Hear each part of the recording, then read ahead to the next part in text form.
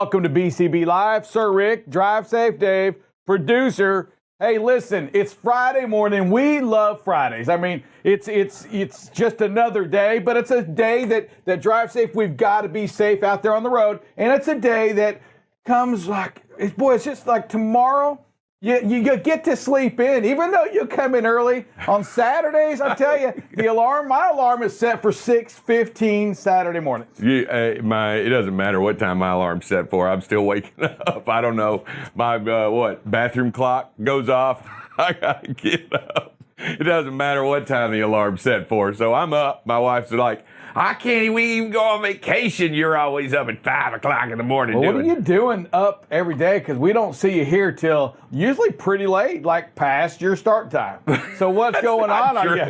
That's not true. I usually get up and I make coffee. I start the coffee. I go check. I look around. I don't know. I go do stuff. I look at the paper that's there. I look at some other things. I kind of just, I don't know. I got to go to the bathroom.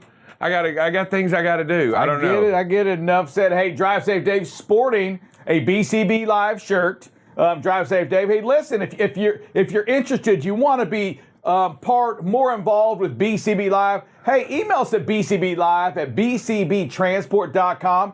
We'll get you an opportunity to get you one of these shirts, and I'm wondering if it'll look as slimming as your shirt seems to look, Drive Safe. I'm telling you, I know it's not a lot. I know it's a small progress.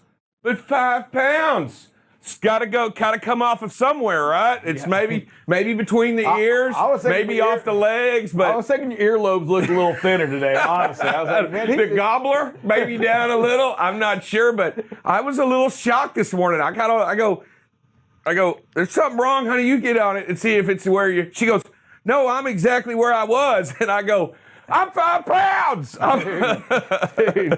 Yeah, no, watch out. Whenever I walked into the building today, I actually saw Dave, and he waved at me, and then he was like, "Oh, you need to put your lunch up, producer. It's right over there. Maybe you should go check it out." So watch out. He's gonna be flexing on everybody today. Oh man, don't flex on me. But please. you know what? It's something to be excited about, right? You know what? For women that go on diets at the same time as men, it's a frustrating thing because whatever it is, they just don't lose it as fast as we do. They probably don't have as much to lose. I get that part, but they never lose it, and for them, it's like depressing because here you are down 5 pounds. She's like, no, it's exactly the same. It's exactly the same. I wanted to make sure there was something wasn't wrong with the scale. I wanted to make sure because I was like, I think you're putting it in her face saying, hey, looks like somebody's not cheating anymore. I'm sticking strong to my diet. Congrats, Drive Safe Dave, on that diet. What's goal? You want to go? What the goal is? The goal number is I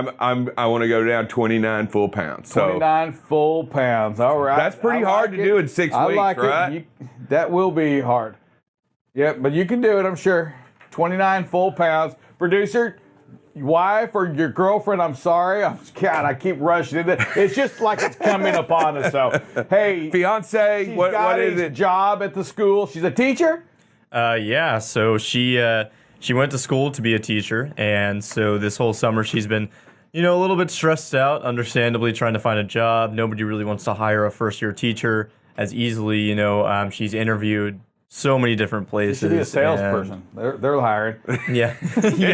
I don't know if teaching necessarily transmits into sales, but so she's been stressing out a little bit, and lo and behold, yesterday, actually, as soon as the power went out, I get a phone call, and I'm like, oh, I wonder why. Usually she wouldn't call me during work, she knows I'm here, and so I walk outside and take the call, and she's like, hey, I just got a job as a high school teacher. So she's gonna be working in Garland. That's awesome. So really, really proud of her. Gonna take her out to dinner this weekend in celebration. So very, very excited. I'm just wondering when we get to meet the Miss. Have you met her? No, yet? I've not. I have not either. She was here. It's She a big picked me up. secret. So the first day that I got back here from Panama, I forgot my keys. remember and that. You remember that. So I took an Uber over here. She came and picked me up. She was in the office. Who did she meet? Yeah. Did she bring her around and introduce you to all of us? I told her, I was like, hey, I won't, parade you around the office. I know you would get a little uncomfortable. And so Oh my God, I don't even give my daughter an opportunity. The minute she walks in the building, I'm like, all right, you got to go see Rick. You got to go see Brian. You make sure you meet everybody out here. I want to be considerate of how she feels. I don't want to throw her around. Okay, well, I'm not considerate about that. Did you sit up on your perch like the Lion King and Simba and say, all you see here is ours, Simba. This is my territory right here. Turn the lights on and everything. I was like, everything the studio lights touch can be yours. Hey, we're at 59 days. Hey, BCB Live. Streaks are continuing at BCB Live. Safety is the most important thing we have here. 59 days, Drive Safe Dave. We are also at 16 days of Get Out and Look It, and tell the folks what G.O.A.L. really means. G.O.A.L. really truly means is that you prepare yourself for what you have to do next in backing up. And what that is that you must get out of the truck and go back there and see what you can't see from the truck. I mean, I think we all think we know what it looks like back there. I think we all, I've done it 1,000 times, but I'm telling you, 1,001 is where you get in trouble. 1,001 is where you make that small mistake where you bump the trailer next to you, or you run over something that's in the lane, or you back into something, or you knock a trailer door off, or you scratch, or you hit a mirror, or you do all these things that happen because we didn't get out of the truck and go back there and physically make sure that we're okay. We're not asking for miracles. We're not asking for anything.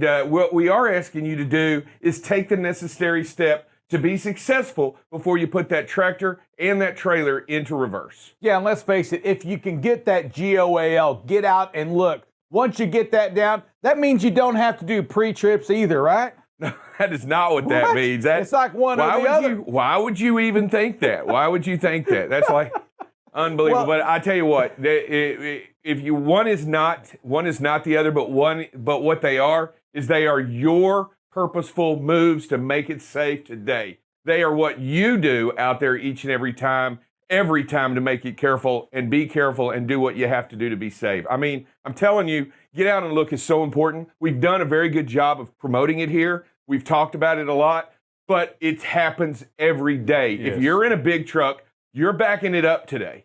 You just are. You're backing it up today. You're going to back it into a dock. You're going to back it into a space. You're going to put it somewhere, and you're going to put that thing in reverse. And remember, before you do, set the brakes, put the flashers on, and walk back there and take a look. Thank you for that. And I was just kidding a little bit on that pre-trip, obviously. But did you see the bridge in Georgia, Stone Mountain area? They got moved 6 feet. I'm saying that sounds to me like it was a pre-trip problem right there. The hopper came up. Yeah. Nobody hurt. Thank God. The equipment, yes. The tractor hurt. The trailer hurt. That bridge moved 6 feet. Drive safe, Dave. Look at the lines. It literally, that hopper came up going down the highway, and he hits this bridge right here, moving it 6 feet. That goes to show you just how much power is in those trucks when they're moving down the road and how much damage they can do.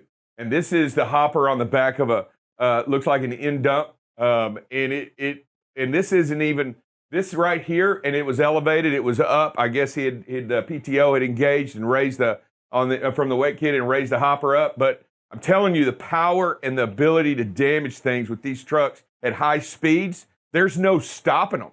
There's no stopping them. Even a bridge moves. Even a bridge backs up 6 feet when it comes in. So think about this right here, and we want you to think about this, and because you do this, you see this every day. That traffic just stops. Drive safe, Dave. And if you're distracted as a driver, if you're going down the highway, you're on the cell phone, you're arguing, you're fighting, you're tired, you're worn out, something's going on, and you don't see the situational awareness, you don't apply them brakes. Let me tell you something. When a big truck hits a bridge, damage happens. When a big truck hits cars, drive safe, people die. That's correct. So just so you know, this happened on I-16. This was a major interstate. This is a connection between Atlanta and Savannah.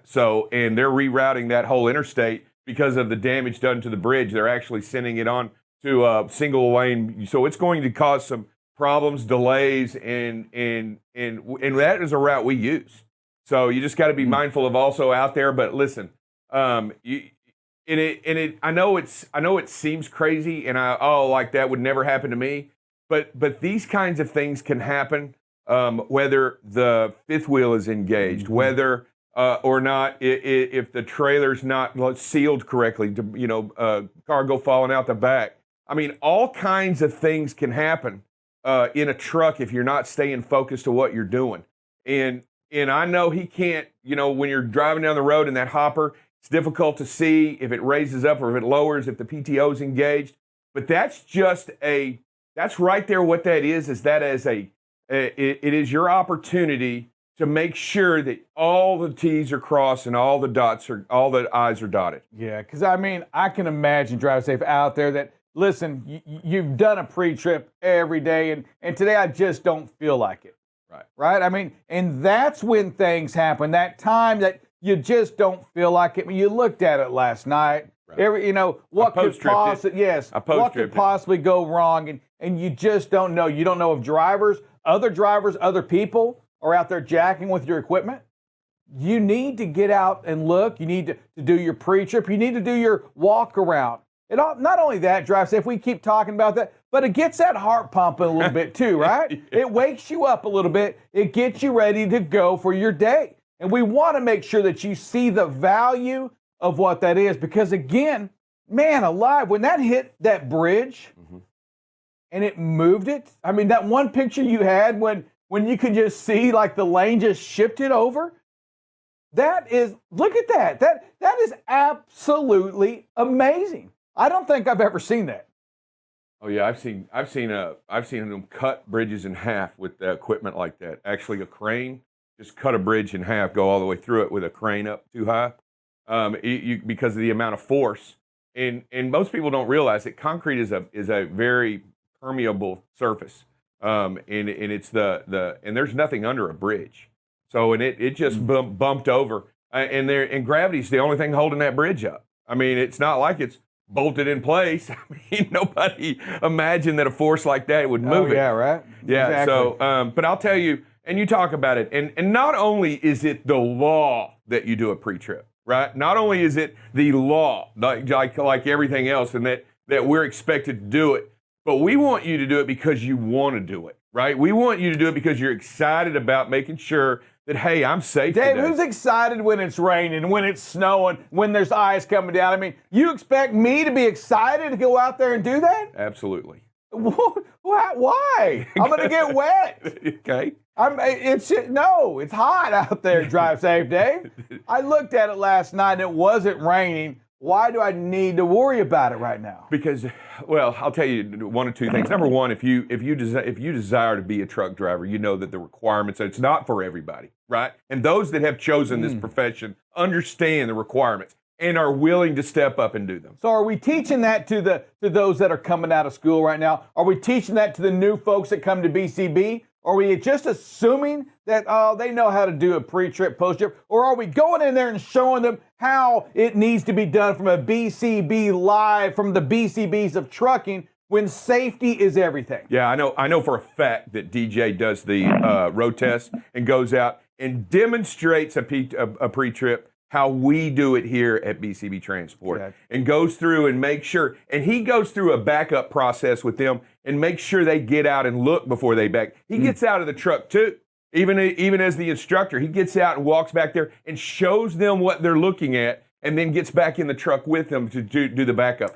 The whole process the whole process is designed to show that the expectation is real, and that we know that you can do it also, and that you can get out there and make a successful day of it. I know it's crazy, and yeah, you're going to get wet, you're going to get cold, you're going to get hot, you're going to get all these things. But what you are going to get is you're going to get the knowledge every day that what you're putting on the road is the safest you can do. Yes, and if you're out there and you're watching this and you're a safety manager for another company, listen, empower those folks that do the pre-trip. Empower those folks that meet that driver for the first time to make sure they're doing it right there. Because Drive Safe, Dave, if they're not doing it right in front of us, in front of any company on day one, listen, they're not going to do it on day 2. No. If they're not doing the correct pre-trip, Right. if they're not getting out and looking when you're there, Right. what makes you think they're going to do it on the road? Oh, I will tell you that it is very true, and I think that the most important thing, not only do we do in a driving test, it's not to know that you know how to drive, it's that you know how to drive correctly. There's a difference between knowing how to hold the wheel, running the truck, but if you're the driving instructor and you know you're sitting next to the driving instructor and they speed and they break rules and they run stop signs and if they're going to do that in front of the guy grading you, why would you think they're not going to do that out there on the road?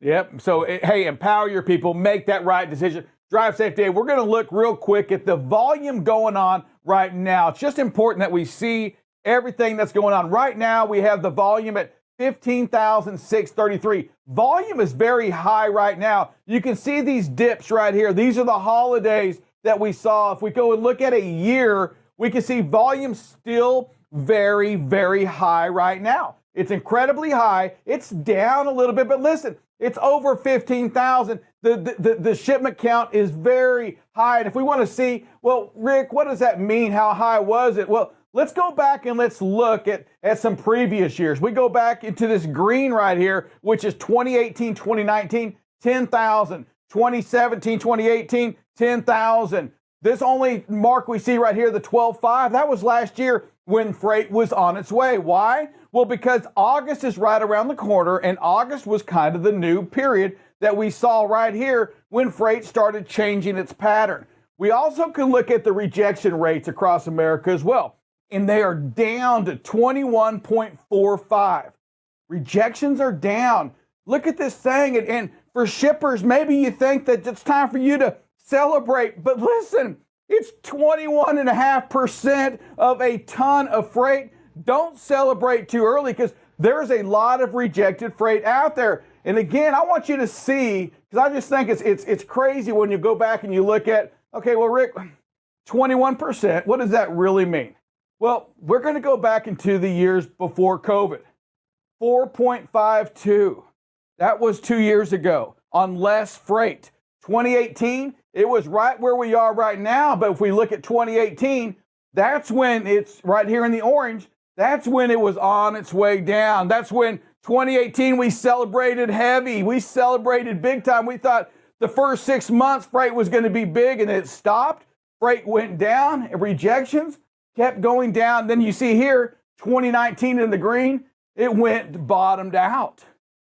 Our rejection rate right now is so high. We continue to see a lot of freight, a lot of rejection. Shippers, listen, you still are at that moment where you must make contacts with your carriers. You're going to have to still give a little bit to your carriers, making sure that they can take that freight, because the spot market freight's still high and you're not going to win. The freight is very high. So that's what we see. High freight, high rejections, lots of freight hitting the spot market. Hey, thank you for watching us here, and we'll move to a commercial real quick. I was out on the highway, just loving my job,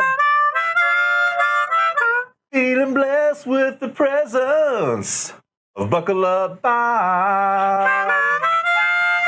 After this run, I'll get home to the ones that I love. Drive Safe Dave, he's got the passion to get the job done. Spreading the news and sharing their views, solid as brick. Here comes Sir Rick. You've been safety struck.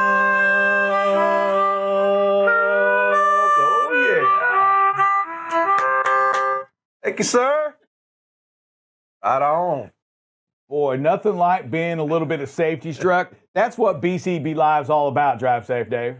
It is about the music, but it's also about doing the right thing out there on the road. It is. And when you see this shirt right here again, BCB Live at bcbtransport.com. Also, if you're watching us from from our YouTube channel, YouTube Live. Hey, welcome to BCB Live. Hey, we are the safest station in the nation. If you want your hands on some of these shirts right here, if you want some BCB Live gear, email us at bcblive@bcbtransport.com.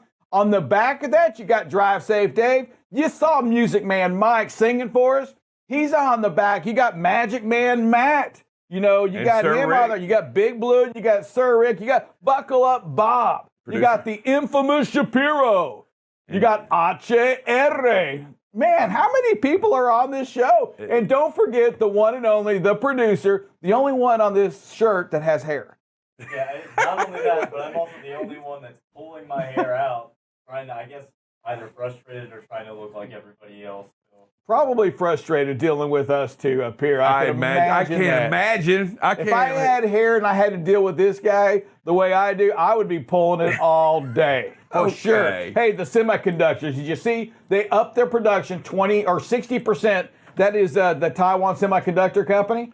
Boosted it up there. They expect listen, we're still in a shortage right now. They do expect it to go into 2022. But they do feel we'll start seeing a lot less of a shortage coming up the second half of the year. Yeah, and that's good for everybody because we won't have as many fake semiconductor chips out there on the market. We talked about that. Yeah, and these semiconductors, these companies like Taiwan Semiconductor, they're coming off record profit. So one thing's for certain: when you control the chips, the monopoly. Yes, you control it.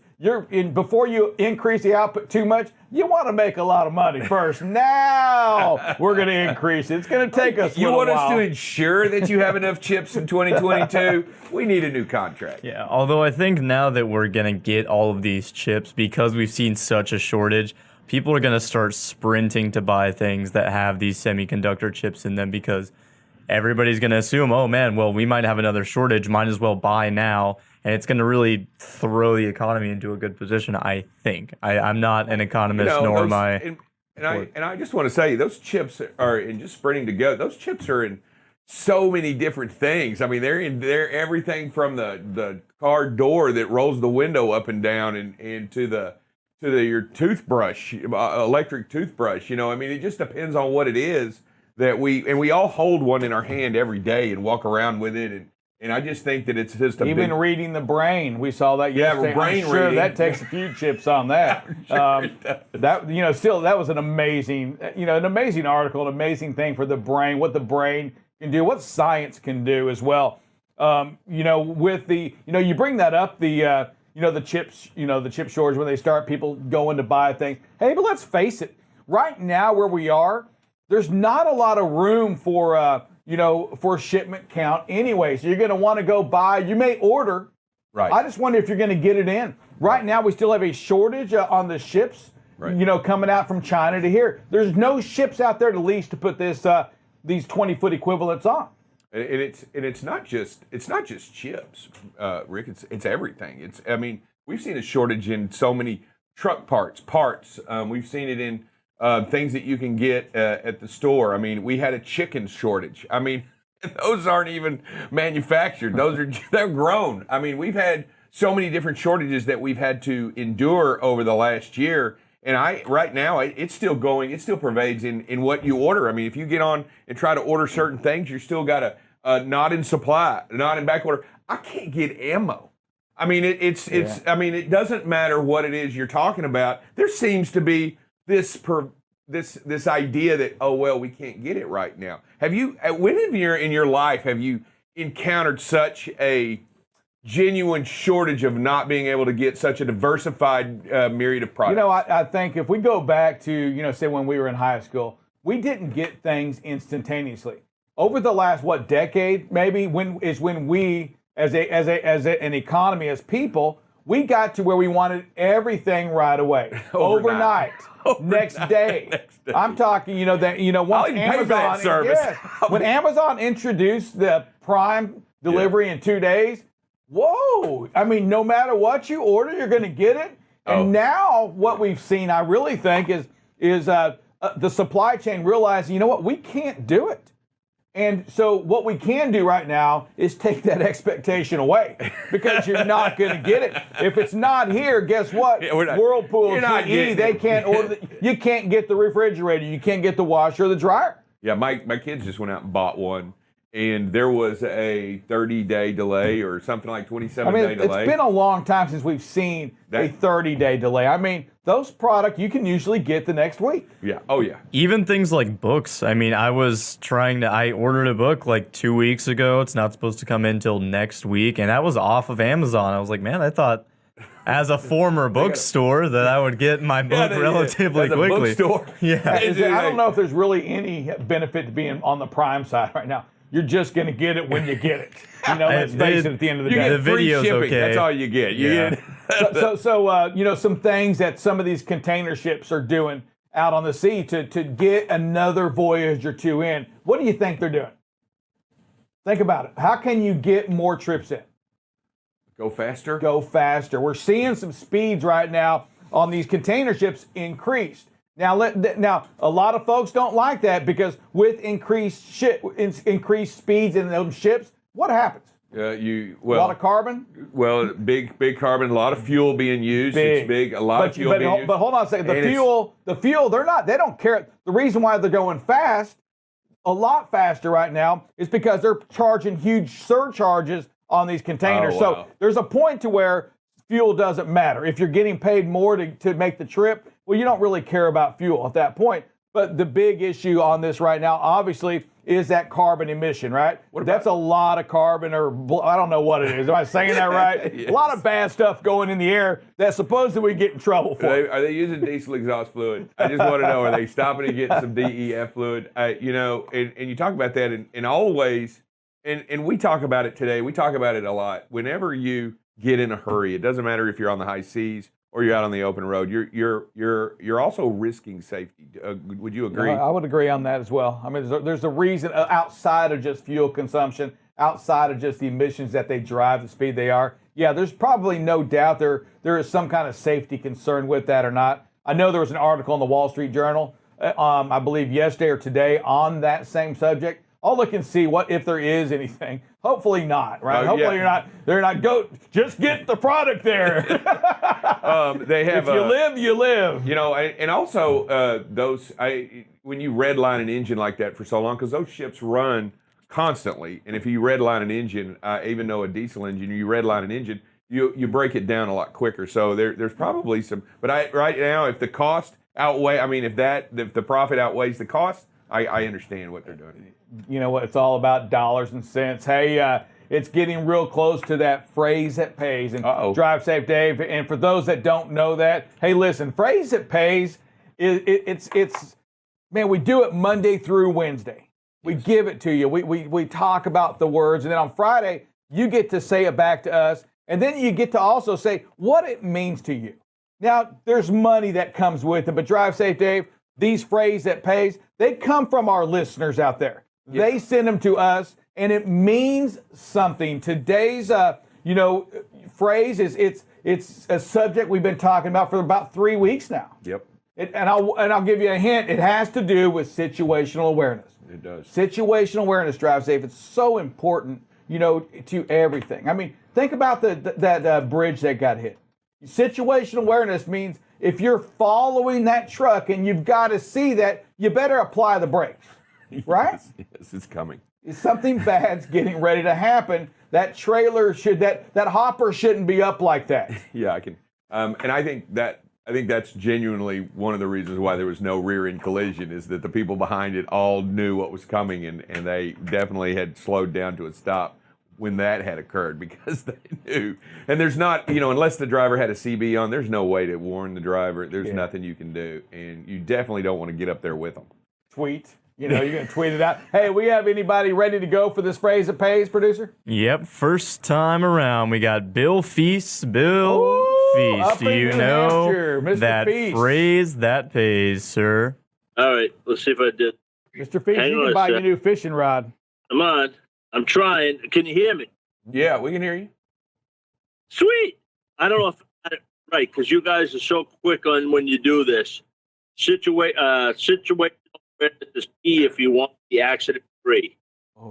Yeah, it sounded wrong to me. So, but you were breaking up there. Say it one more time, Mr. Feast. Situational awareness is key if you want to be accident free. You know what? You're so close, but Mr. Feast, you're going to have to go another week of not buying that new fishing pole because you, my friend, get the next one. All right. I'm going to wait for you. I already bought the new fishing pole. I already bought the fishing rod.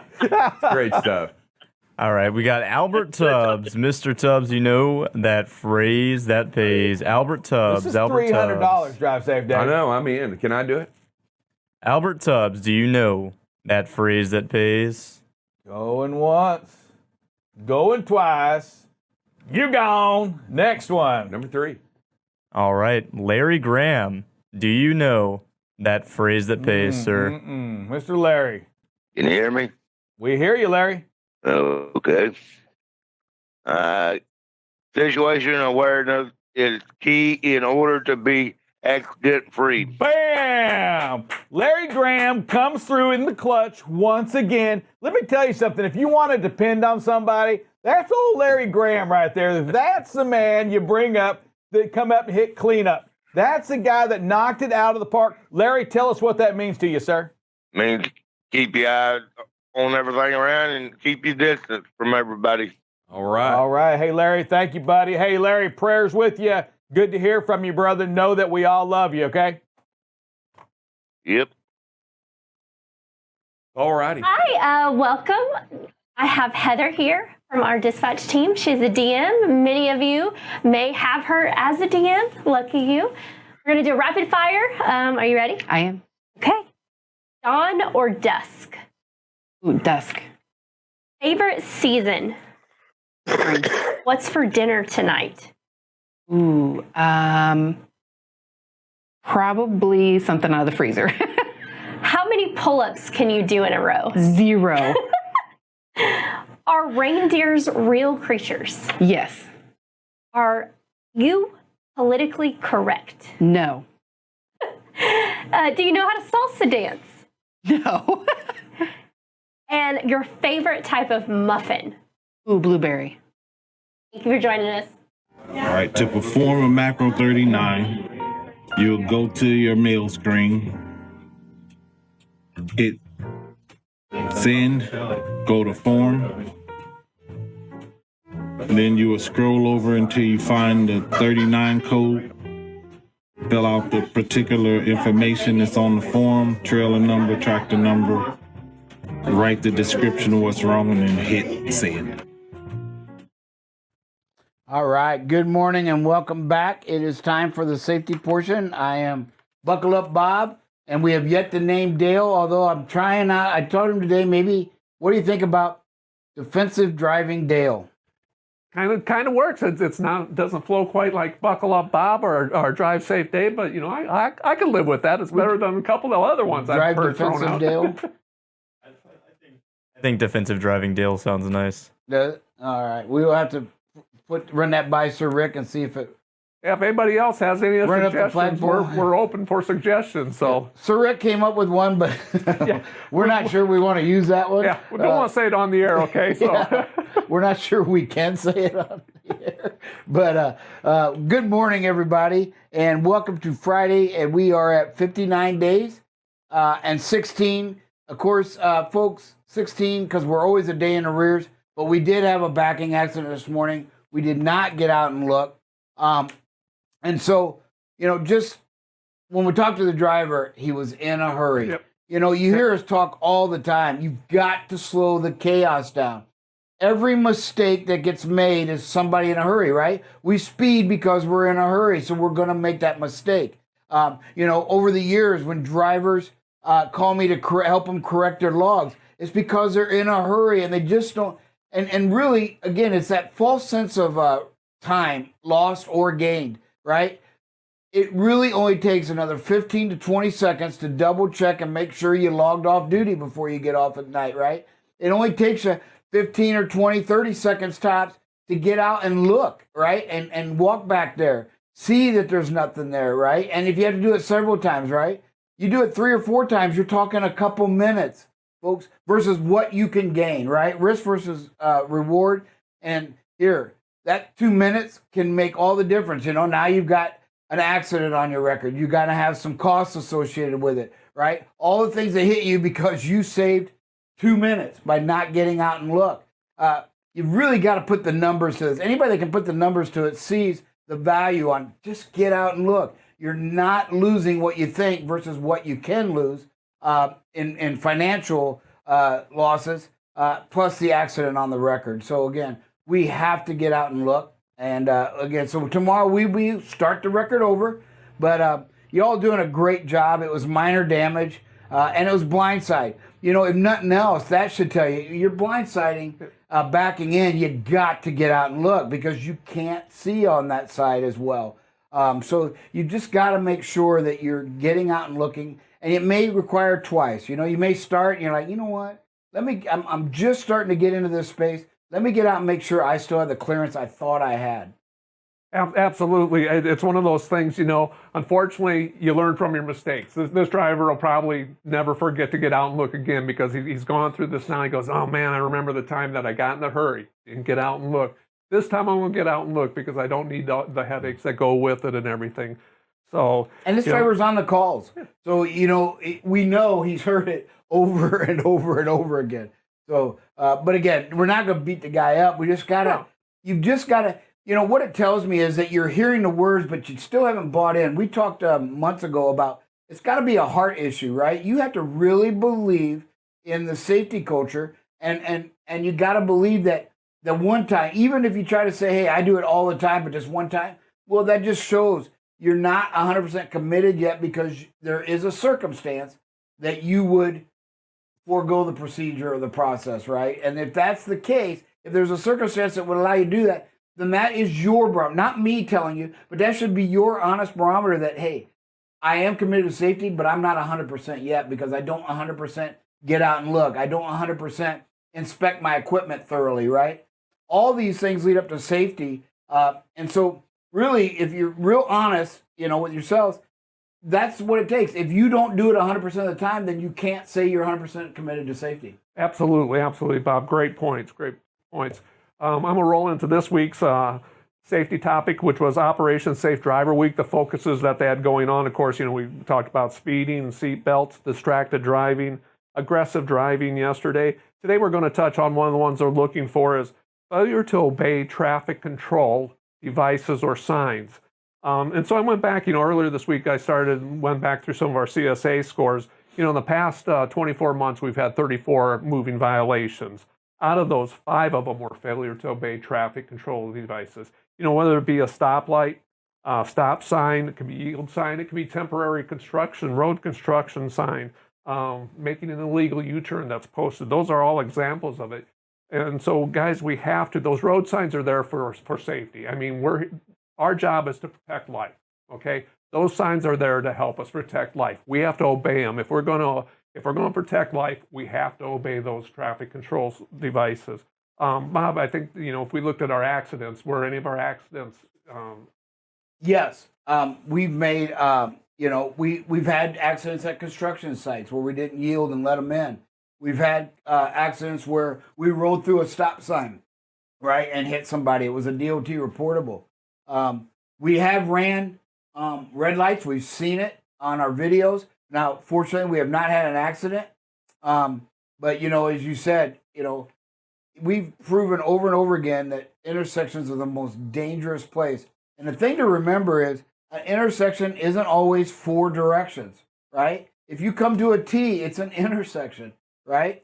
A driveway coming onto a main thoroughfare is an intersection. So you've got to, you know, things that you don't think about. That's that situational awareness. And I believe there was a 5-year period where we've shared before where there were 2.5 million accidents in a 5-year span at intersections, and 26% of those were fatal. That's 650,000 deaths in that 5-year span, all due to intersections.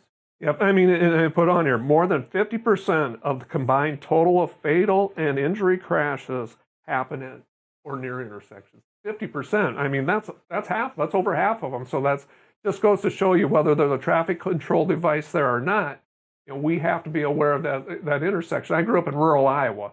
In the summertime, you have cornfields at all four corners. Yes. Man, you were taught, you slowed down when you get to that intersection. You be able to look because you can't see it. Those blind intersections, you have to have that situational awareness, whether it's cornfields or whether it's in a city with building or other traffic. Just have to have situational awareness at intersections. That's a terrific point, Dale. And maybe next week, along with our other videos, we can research and let's find 5 intersection crossers that we can show along with some of the video footage that we get, so that we can, again, we want to be speaking to all drivers, right?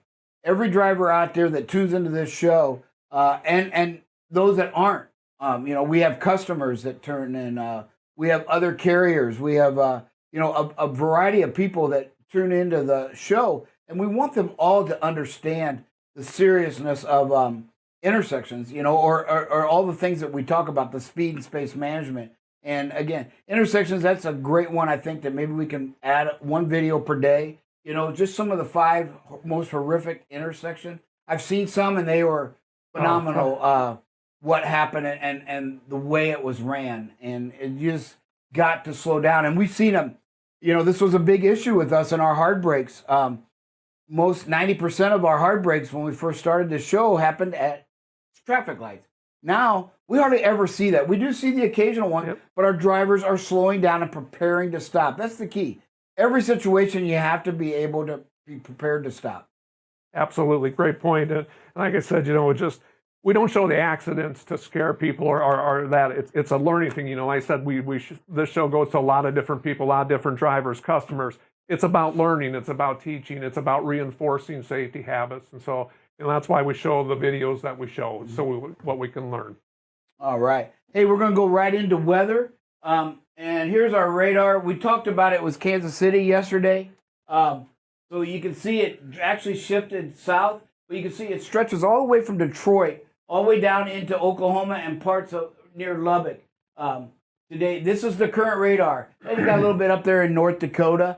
Not much going on. These don't appear to be severe. When I look at the wind, if we look at the wind and we zoom in where the storms are, you can see 16, no gusts. There's a 25-mile-an-hour gust. So they're not doing too bad as far as the wind. So, again, not a lot of wind. There's some lightning. As we put this in motion, it's kind of drifting a little bit northeast. You can see more north. It's just moving right along the line up into Detroit. So as you put this in motion, you can see just a few lightning strikes. So this is probably just your regular run-of-the-mill thunderstorms that we're seeing right now. And if we go into what's projected, you can see the potential here is for some really severe, for these to develop into some severe storms. And as we go through 12 o'clock, you can see in Illinois, Springfield. And then what happens is you can see the rain from that band creates the whole southeastern third of the country. Actually, eastern, from right along east of the Mississippi, and then Missouri, Arkansas, and Louisiana. And again, around 7 p.m., you can see it fires up in Detroit again. And then we start to see some showers develop back here in Arizona, Colorado, New Mexico. And it dies down around 9 o'clock, I believe. Up for Detroit, it starts to shrink. And then we get to 11. Again, you can just see some scattered showers here and there. The wind is almost non-existent. Here you can see at 11 o'clock, not much going on. 5 p.m., really nothing, hardly. Let's get rid of all the clutter. So you can see 27. Not many 30s that I see, if any. And then even at 2 o'clock. So we're going to get some breaks with the wind. Today and tomorrow is the same thing on Saturday. So the winds aren't the issue, just the rain, which means we're going to have to slow down. We also have some fires. You know what? I don't need to show the map because I showed you yesterday. Well, let's just show it because we have all kinds of drivers. The main ones that are out of control are up here in Washington, and the Dakotas. Where did I go? Am I in Canada? I am. Sorry, everybody. I was like, that didn't look familiar. So again, we're right here. Going too fast, I guess. There you go. So let me get on this side so we can kind of show. Here's the big one. You can see the big circle there. This map doesn't want to cooperate. But it's the one we talked about in Oregon. So as I struggle with this, what's going on, producer? As if you know, right? Am I just going too fast? Yeah, I guess that's what it is. See if it'll pop up. There we go. The bootleg incident, still 7%. Yesterday it was at 212,000 acres. Now it's at it's still there at 2012. So not much has changed. Actually, I probably need to refresh this because according to my computer, it's jumped 15,000 acres. But there's no major highways here that we're worried about. And then we've got right here in this corner. Okay, you've got two right here together. Get them out. There you go. The Lit Creek and the Dry Gulch. Yesterday it was 63,500 acres and 55. The 55 is still there. The 65 or 63 jumped to 64.5, and they got it 30% contained. And another one right here on the corner of the Tri-States. That is that Shovel Creek fire. It grew 4,000 acres up to 100,000 and is 12% containment. So they are making some headway, but none of the major highways. So for those of you out there, these are the mountain passes. Shouldn't be going through them anyway, but just to kind of be aware that, you know, when you get to Lewiston, I believe that's Idaho, you got to be mindful of the smoke potential coming across there. And again, if you run into smoke, everybody, make sure you stop, turn around, get to a place that you feel safe. Call us. Let's check it out. Make sure. I know we did a great job in Arizona with our drivers calling, and we found alternate routes. Again, you're the eyes and ears out there. What we were showing on the map, police officers were actually telling us to go in where we had a no-go zone. So our drivers called in about that. So we just got to make sure, because these don't get updated as quick as the law enforcement out there are doing it. So again, none of these should threaten our service or the major thoroughfares at this time. But if you run into something, let us know so we can research it for you all and get that word out for each and every one of you. And so that's really it with the weather. So we can go into do Ache Aire segment, and then we will come back to wrap up the safety portion.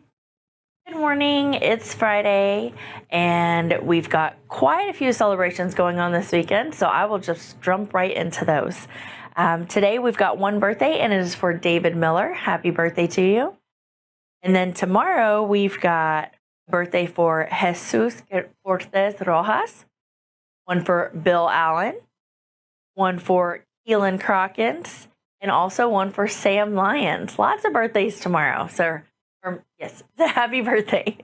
And then we also have an anniversary on Saturday, and it is for Alan Arnold. He is celebrating 3 years with BCB. Thanks so much for sticking with us, Alan. We really appreciate you. And be looking for that $600 bonus anniversary bonus to pay out on next Friday's check. And then on Sunday, we have another birthday, and it is for the one and only Miss Jeanette Hayes.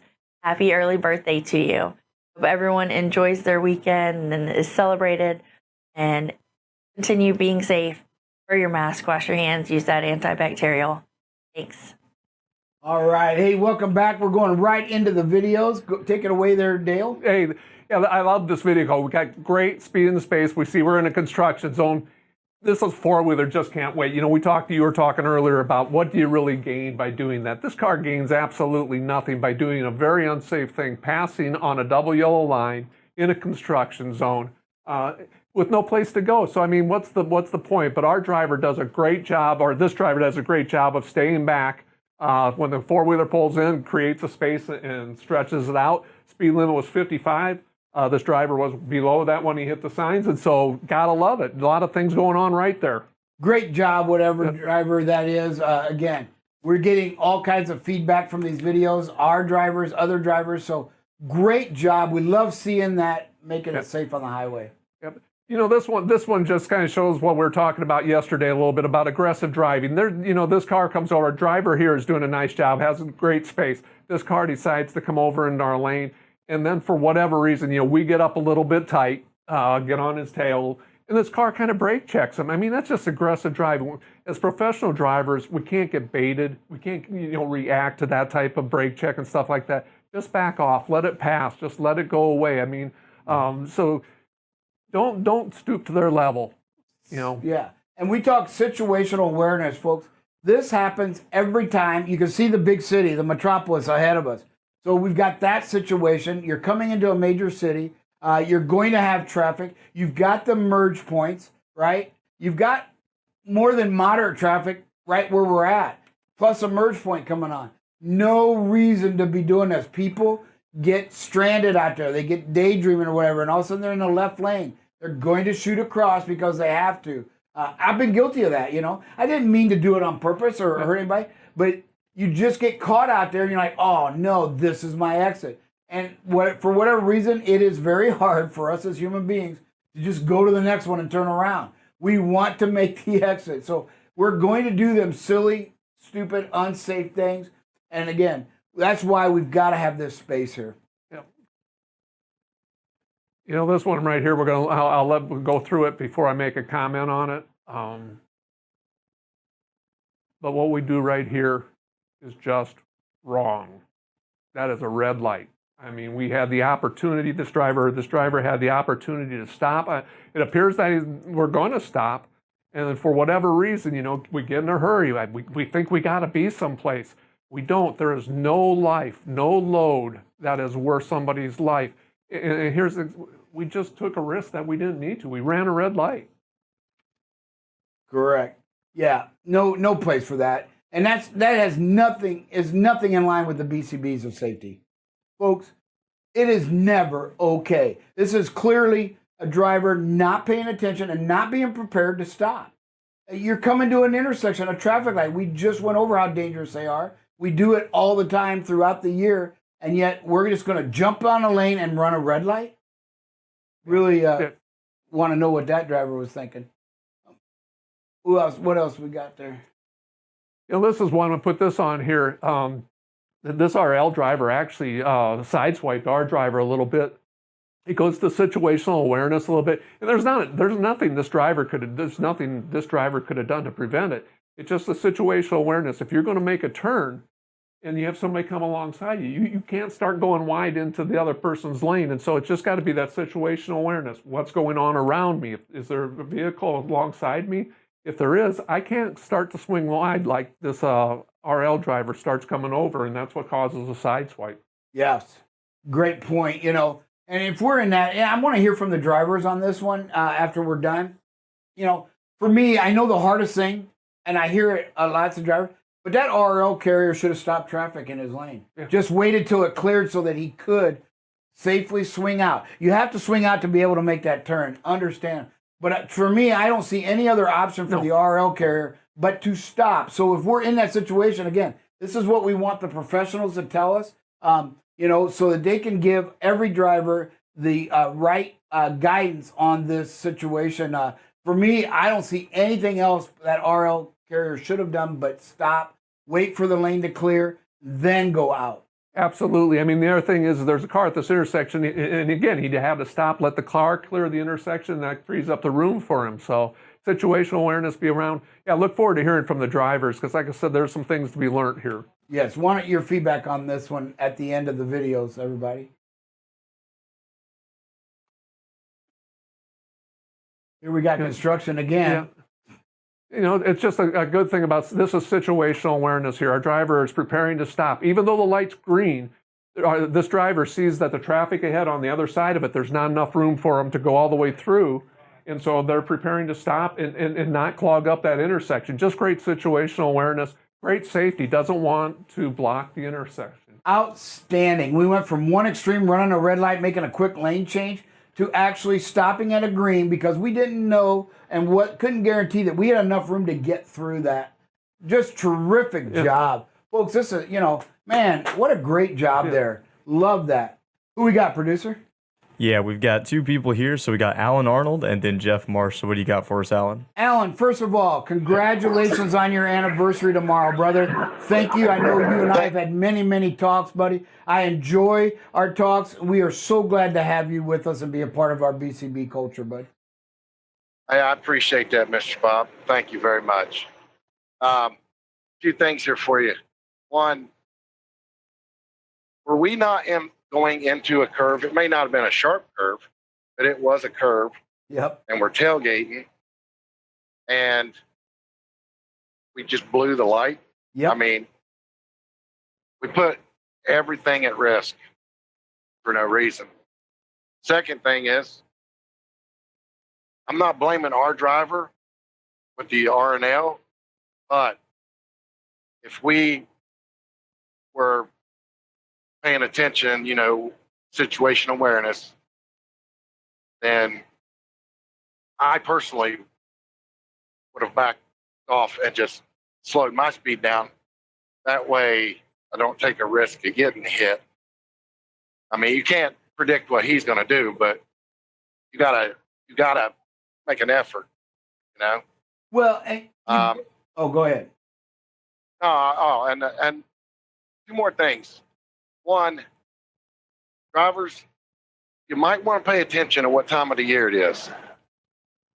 Okay? So if you got a chance to run, you better run, because we may end up into a bad winter again, and then you ain't got no money saved up. You're gonna be hurting. And Mr. Bob? Yes. Amos, chapter 4, 6 through 8. Just take a read. See what you think. Will do. Appreciate that. Always love to hear about scripture. Great points, Alan. The one thing we don't know in the videos is we don't know if that driver had his turn signal on, that we knew he was going to do that. Yes, we could maybe see him slowing down, but we're already on him, so I'm not sure. Again, that's part of the videos you never get to see, so great points to be thinking about that. Just not sure it was applicable in this case, but we just don't know. But great points, and you're right. Hey, folks, we got the freight. You need to be running if you can safely, and you're not too tired and fatigued. It's the old, I know when I was a kid growing up, and many of you may not be old enough to remember, it's the ant and the grasshopper, right? Storing up the winter food. One's working hard and the other's not. And then winter comes along and there's no food. And this is kind of your thing. You got to get the money while you can so that you're prepared to go through the lean times in the winter if we get hit again. So that's also great points, Alan. Appreciate it again. Who else we got, producer? Yeah, we got Jeff Marsh and then Stephen Cook. So, Jeff, what do you got for us? Okay, first of all, those videos that car was passing us on a solid, I guess it'd be yellow lines and everything. Yeah. That actually is one of those. What do you call that, Bob? Where it's no more unexpected as to now being expected. Yes. That we see it more often. I got a few incidences.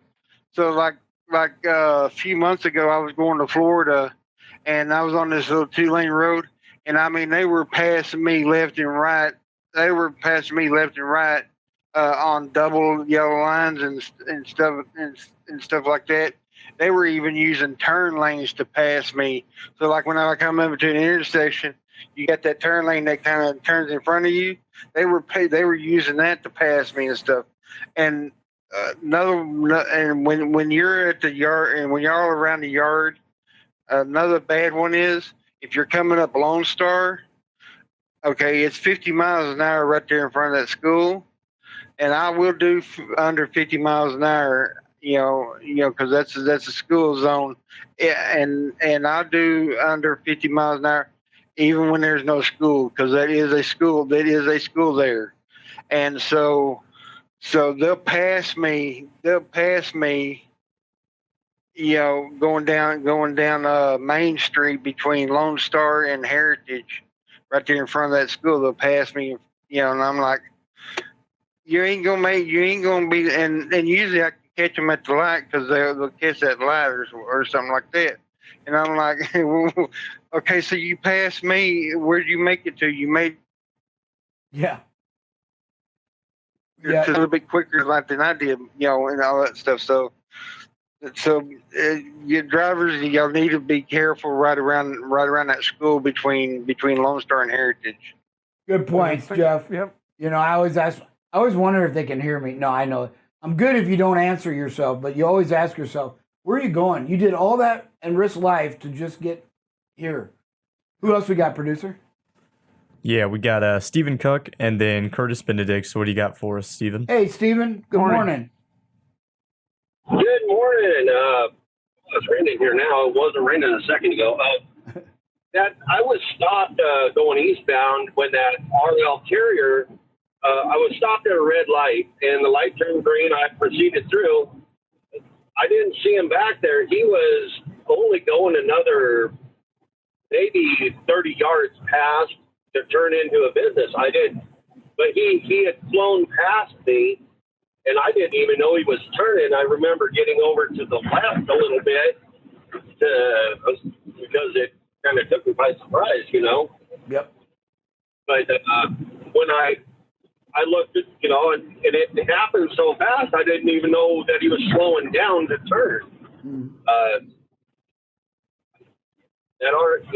Like I said, he didn't have to stop for the red light because he was back there a ways, I suppose.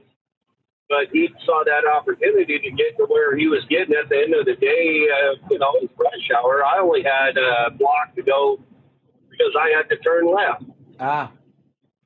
Well, appreciate you giving us that feedback. Now, Steve, I want to ask you, if you're in the R&L carrier's spot, is your only option to stop and wait for everything to clear a little bit before you complete that turn?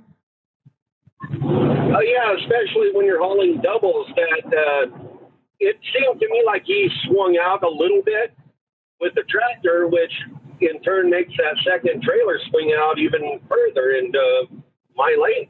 Yes. Great. Of course I stopped. Great point, Steve. We've got another situation you got to think about. Doubles. Hey, yeah, that rear trailer, when you turn, is going to swing out. Good stuff. Yeah, thanks for calling in, Steve. Appreciate that. Yep.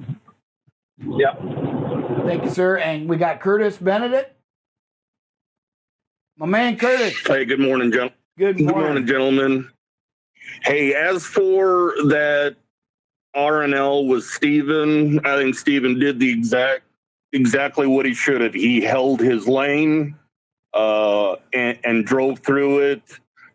If he would have tried to, maybe swerved out to, miss him, there could have been an oncoming vehicle, and then now it's our fault because we left our lane. Yep. So the R&L driver should have stopped. He should have just waited, taken that extra 5 seconds to clear that intersection, and then gone on with his day. But obviously, he felt that paperwork was more important than the 5 seconds. So, and as for the other one, running that red light, I believe that was up at Purina in Oklahoma City. And if you ask me, in my opinion, that looks like a frustration move right there. Yeah, I would tend to agree with you. That's sort of a long sweeping to the right off ramp. And I'm thinking that car in front of him was slowing him down, and he was probably trying to get through the green light. And obviously the car said, nope, I'm just going to get there when I get there. And obviously the light turned yellow, and this driver was like, nope, ain't sitting for this one. So I'm going to use this other lane and go around it. And, I mean, that's just not cool. That you have plenty of time to stop. I could see that you had plenty of time to stop, and yeah, that's just a no bueno.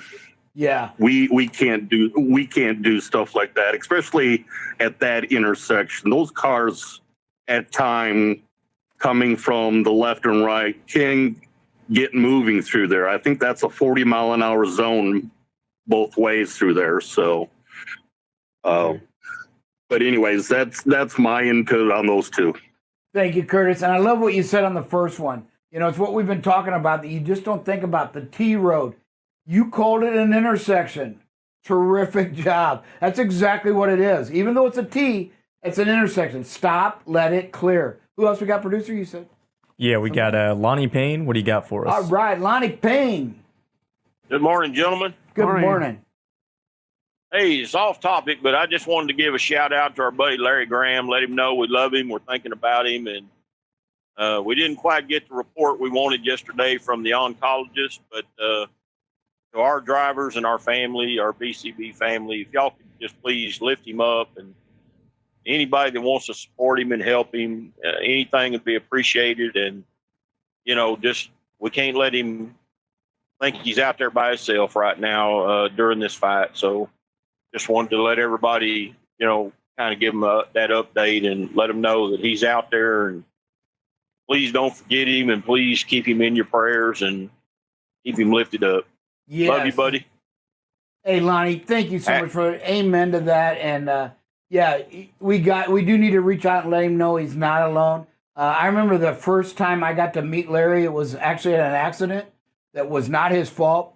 And he was just really impressed because when I got there, I got the other people to sign a statement saying it was their fault. He goes, I can't believe you got him to do that. I said, you just gotta lead him into it. And so Larry and I go way back. I know I've been able to stick up for him when he's right a lot of times. And let's face it, anybody that knows Larry, he's right a lot of the times.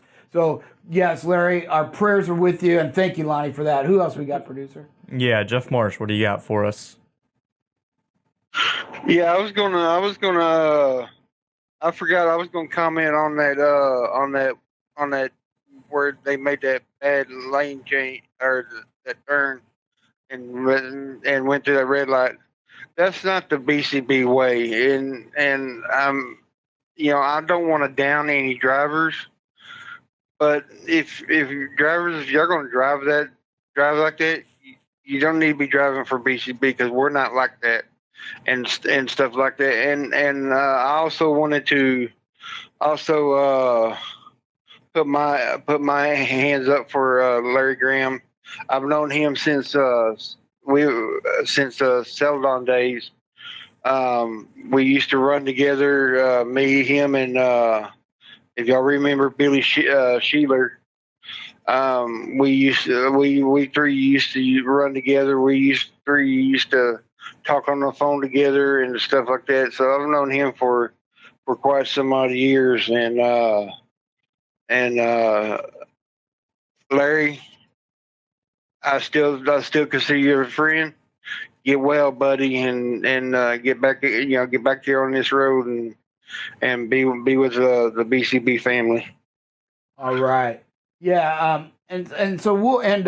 Let's go ahead and end the show today with a prayer for our buddy Larry. You know, one thing I love about it here is when one hurts, we all hurt, and that's really it. From safety to productivity to that personal story, what we go through. You know, many of you have felt comfortable sharing some of your struggles with me, and you know, it warms my heart to be able to walk with you through them. And as a family, you know, we all are here. There's strength in numbers. Our good Lord tells us, hey, that's why we have community. So when one stumbles, there's plenty to pick us up. So we'll go ahead and end the show with a prayer. Dear Heavenly Father, Lord, we need your strength right now. We have many drivers and families going through some tough times, but we lift up our brother Larry Graham, Lord, as he goes through this traumatizing time.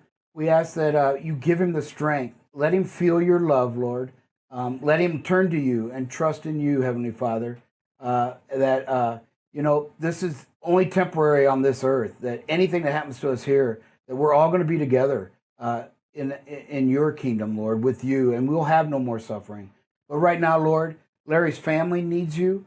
He needs you. We need you. Give us the words of encouragement and strength to lift him up.